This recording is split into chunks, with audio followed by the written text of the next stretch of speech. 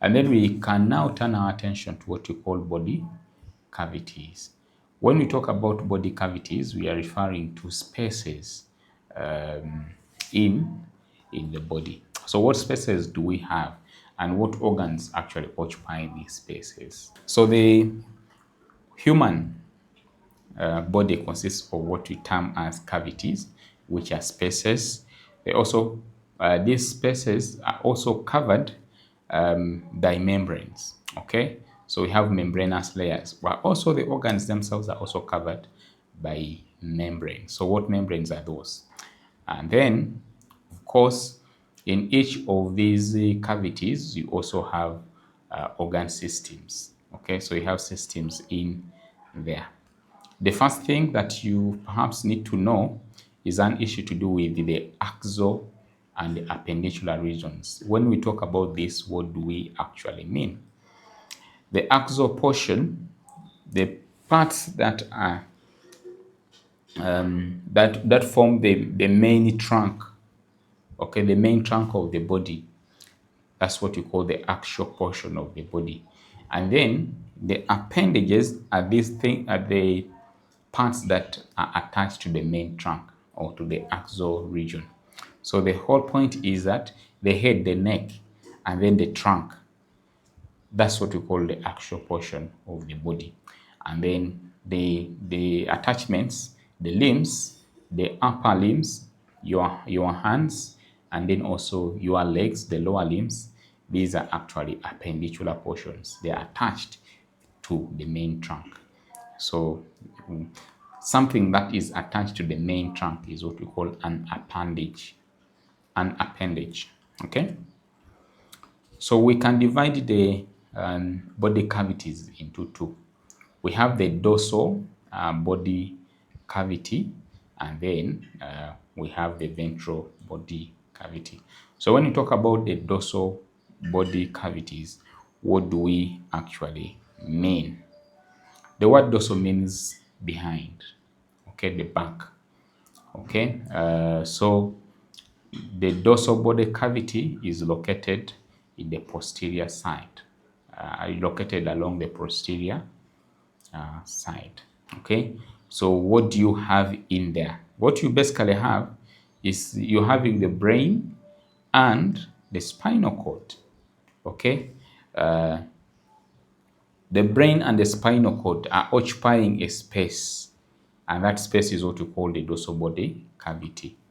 Okay, so the space that the brain occupies is the cranial cavity, and then the space the spinal cord occupies is what we call the vertebral canal. Okay, so it is the vertebral canal that covers the spinal cord or encloses the spinal cord. So he's saying that the brain is in the cranial cavity, and then this spinal cord here is in the vertebral canal. Okay, so those are those are two cavities that we have talked about: the cranial cavity and the vertebral canal. Okay, so of course these cavities are covered by the bone, and then the brain. For the brain, it is the skull, and then for the spinal cord, it is the vertebrae. Okay, it is the vertebrae. So the ventral. Remember, ventral means in front, the front, right? Yes. So here we are saying that it lies in front, and we have a number of cavities in front. We can have the thoracic cavity, where you have the lungs. The lungs are in the thoracic cavity, and then you have the abdominal pelvic cavity. With this, we are combining the abdominal cavity together with the pelvic cavity. Okay, so that's why we are terming this as abdominal pelvic cavity. Okay, the thorax is separated from the abdomen using by a muscle. This muscle called the diaphragm below the lungs is the one that separates the thoracic cavity and the abdominal cavity, or the abdominopelvic cavity. So we have organs in the abdomen, in the thorax, and then also in the pelvis. So these organs are the ones we term as the viscera. Okay, so when we say viscera, we are looking at the organs that we find in these spaces. Okay, so let us look at the organs that we find in each of these cavities. Okay, so starting with the thoracic cavity, we basically said the lungs are the ones that are there. So the lungs are covered or protected by the ribs. Okay, so you have the ribs, skeletal muscles, the sternum also helps in attachment of these ribs. Okay, so those are the walls of the thorax. The thoracic cavity, that cage or the thoracic cage is formed because of the muscles, the bones, which are the ribs, and the sternum being in front, and then also the skin. Okay, and then we have what you call the mediastinum. This part here,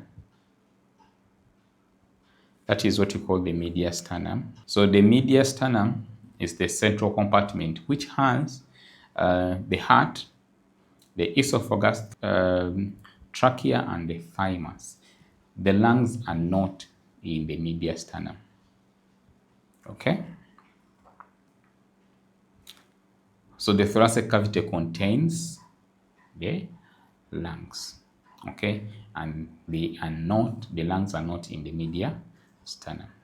So we go to what we find in the abdominal cavity.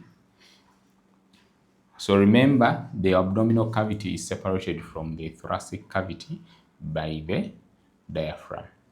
Okay? So we have basically the stomach, the liver, the gallbladder, and then the spleen. Okay? So what you are basically saying is that in the abdominal cavity, you mainly find organs associated with digestion. And then also on top of that, we have the spleen, the kidneys, and the small intestines also. So we'll move to the pelvic cavity. So in here, we basically also have part of the large intestine, that is the terminal large intestine, the end part, the urinary bladder, and then also the internal reproductive organs, whether it is male or female, you will get them there. Okay? Remember, in the head, we said we have the cranial cavity, which has the brain, but we also have some small cavities in there. So what are these cavities that we find in the head? Okay, so we have the oral cavity.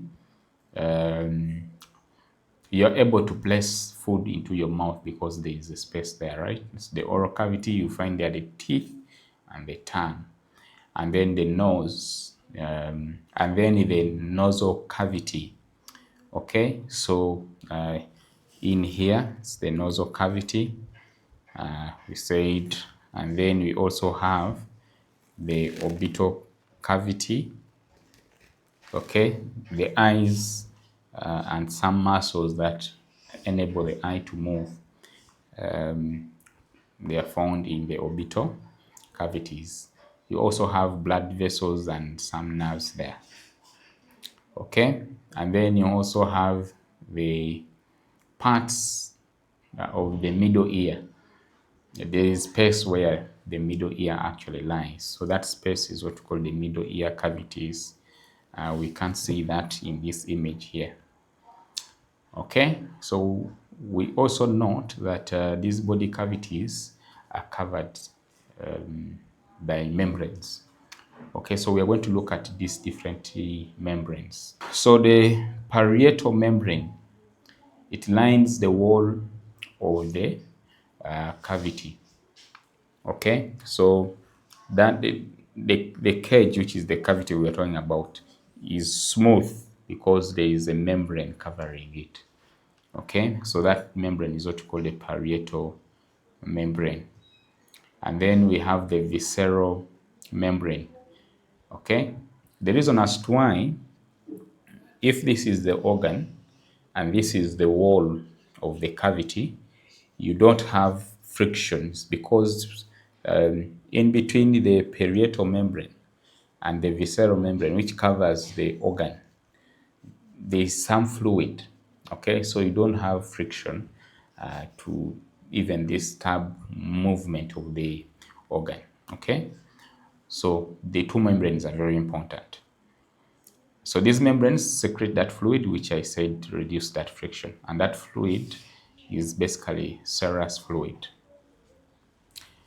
Okay, so we talk about the different membranes that cover different organs, such that you actually know these membranes by name. So we have the pleural membrane.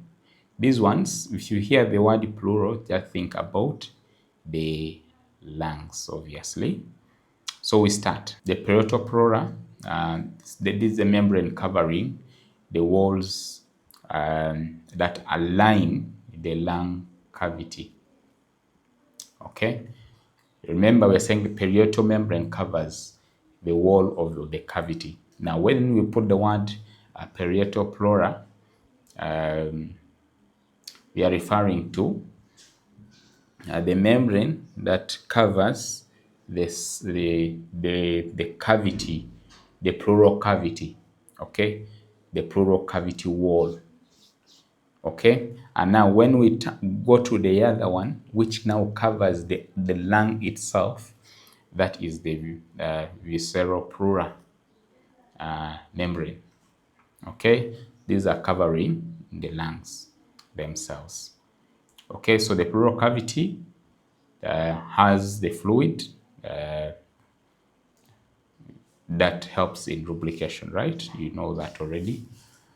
Pericardium, here we are talking about the heart. Okay, so still again, we still have the visceral and then also the parietal. Okay, so visceral covering the heart itself, and then parietal pericardium covering the lining of the cavity in which the heart is in. Okay, still we have fluid in there. Peritoneal membranes. Now we are talking about the abdominal cavity. Okay, so we still have parietal and still also visceral peritoneum. Okay, still the analogy is the same. Parietal, the walls, the visceral peritoneum covering the surface of the organs within the abdomen.